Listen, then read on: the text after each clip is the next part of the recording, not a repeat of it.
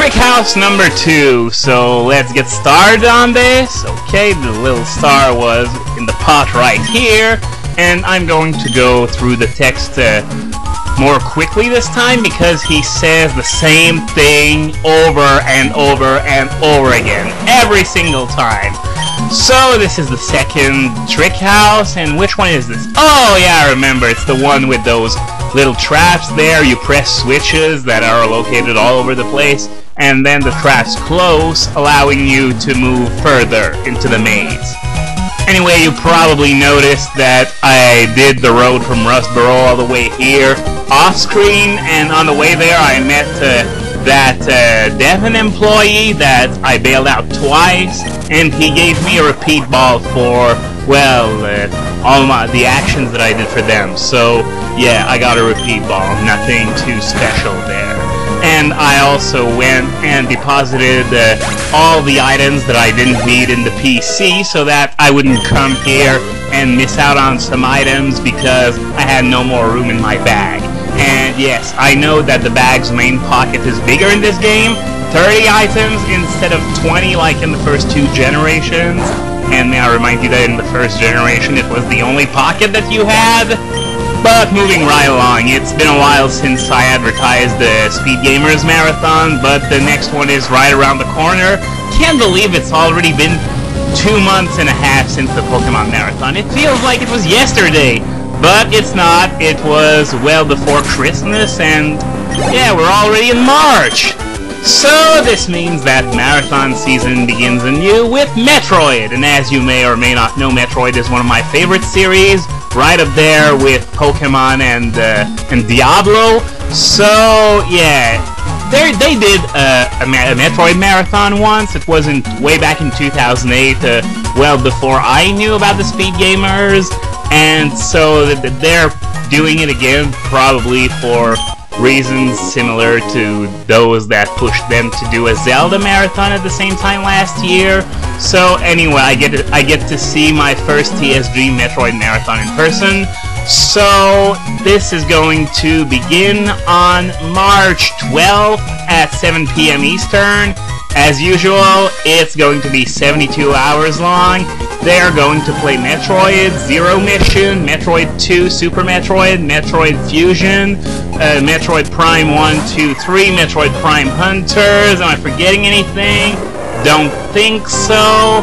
Well, maybe Metroid Prime Pinball. I haven't heard anything about that yet. I suppose if they have it, they could play some if there's a little bit of time left, but that's not the point. Oh yeah, and they're still raising money for a charity. Once again, it's an autism-related charity, but it's not Act Today this time. Well, I wrote it on a piece of paper because I have trouble remembering the name, so I guess I'm just going to go encounter that trainer that I saw over here. Yep, so now that I have a break, let me check it out. It's the Houghton Autistic Family Support Group. So yeah, I suck for not remembering that, but it's a bit harder to remember than Act Today or Susan G. Komen or stuff like that, so I apologize. And by the way, I listed the games that were going to be played earlier on, but I don't know in which order they're going to be played. They're probably going to decide that a few days before the marathon, or maybe even as they go along. I don't really know. But one thing, though, that I've heard, and I'm not 100% sure about this, since I'm not in the Secret of the Gods, but I've heard that sequence breaking would be off-limits for this marathon, which is a shame in a way, because the whole beauty of seeing Metroid games get dominated is to see all the cool tricks that can be done to utterly destroy the games. Well, I guess for some parts it would make it a little more challenging, like no plasma beam for TARDIS, for example, but otherwise, yeah, I'm sort of hoping this isn't true, but, well, I guess if that's the way they want to do it, well, it's their marathon, so I can't really argue against it. So, okay, now I got the secret code, so now it's going to be time to open this door once more, and it's going to be Trickmaster is kick-ass or something like that. Trickmaster is smart. Well, that wasn't the hardest challenge. The hardest one involves, well, I wouldn't say ice floors, but floors that have the exact same property as, you know, walking on ice. They're super well polished floors where you slide right along until you hit a wall or something like that. But that's the very last challenge, the one I'm going to be doing after beating the Elite Four, so I don't have to worry about this quite yet. Oh, and by the way, I almost forgot, the marathon begins on Friday, March 12th at 7 p.m. Eastern and lasts for 72 hours. It would have sucked if I talked about it at length and then forgot to include such an important detail, now would it? So now I guess the last thing that's left to do is to actually move on to Route 111. And I'm actually doing pretty well in not colliding with anything. I think that it's a lot easier to go from the bottom up than from the top down. I don't know why, but you only get evaluated when you go from the top down, but it's a lot easier the other way. I guess, I don't know if it's because there's no pressure of some guy at the bottom telling you, "Dude, you completely suck! You bumped into every bike you saw, and you bumped into the walls, and you took like 5 hours going down!" Okay, I'm not gonna do the rest of this video in this stupid voice, but regardless. Oh, okay, I remember those guys. Those are Gabby and Ty. She's an interviewer and he's a cameraman, and they are essentially not a recurring boss fight, but a recurring fight. You are going to encounter them 6 times throughout the game, 3 as part of the normal progression of the game, and if you backtrack, you can get the other 3 encounters.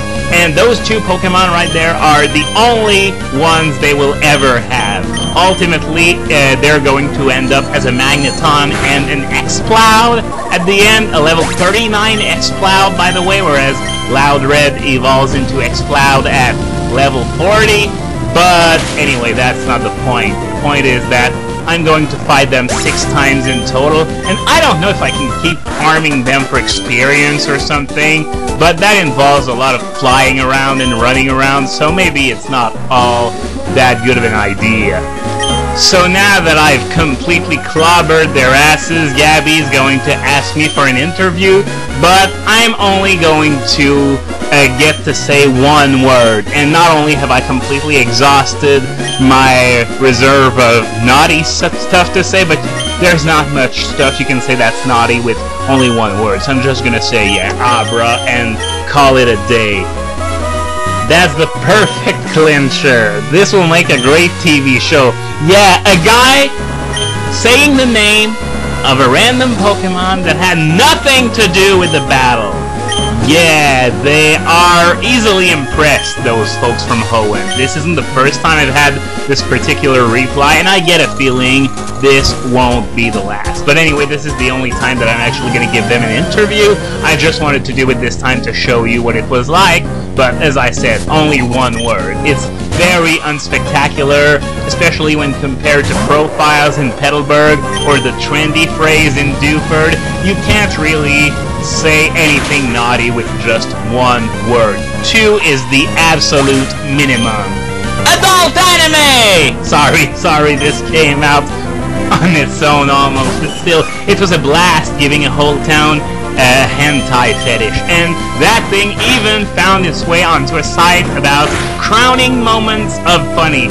Search for that on Google. This is in there, as well as my Zapdos catch, and that time when I tried to catch a Ralph, but got my Combusken to level 20 before I could find one. So next time, I'll be continuing that never-ending road to Fall Arbor.